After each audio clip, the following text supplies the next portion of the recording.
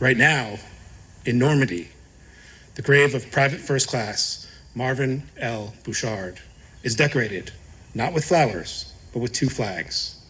One of the country that raised him and sent him to war. The other of the country he died helping to liberate. Private First Class Boutchyard was a member of the 116th Infantry Regiment of the 29th Infantry Division. The 116th was a National Guard unit joined from small towns and communities across Virginia, like Stafford. They were farmers and mechanics, sons and husbands, many with brothers, cousins, and high school classmates in the ranks beside them. They crossed an ocean to fight for the ideals of America and for each other. Many did not return. 80 years ago, on June 6, 1944, D-Day, Private First Class Boutchyard landed on Omaha Beach. Of the 5 invasion beaches on D-Day, Omaha was the most heavily defended and the deadliest. On D-Day alone, over 2,000 Americans died on Omaha.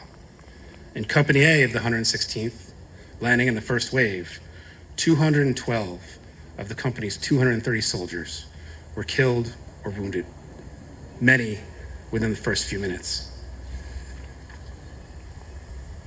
Private First Class Boutchyard survived D-Day, but a week later, as his unit continued to fight out of the beachhead, he was killed. It would take 11 more months for his comrades to fight their way across Europe and defeat Nazi Germany.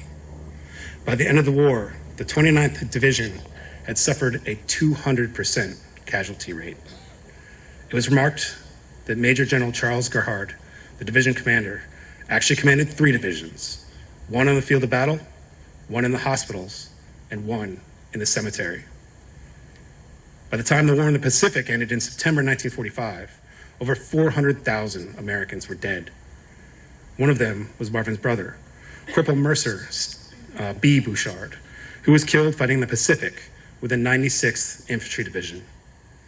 After the war, back in Stafford, Marvin and Mercer's family received a letter from the Army asking what they wanted done with their boys. Did they want their remains brought home to be buried here?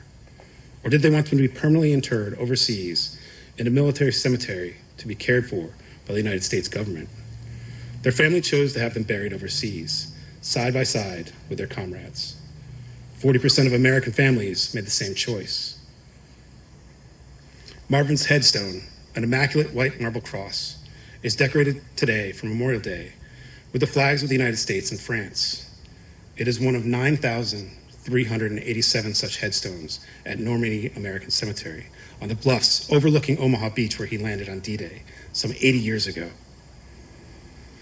Surrounded by pristine green grass and horticulture, decorated with memorial art and architecture, this cemetery serves as a powerful site of remembrance, forever preserving the memory of the honor and sacrifice of those Americans who gave the last full measure of devotion. To walk among these graves, seeing both the full cost of freedom as well as the care with which the United States honors its war dead, is one of the most profoundly emotional experiences one can have as an American.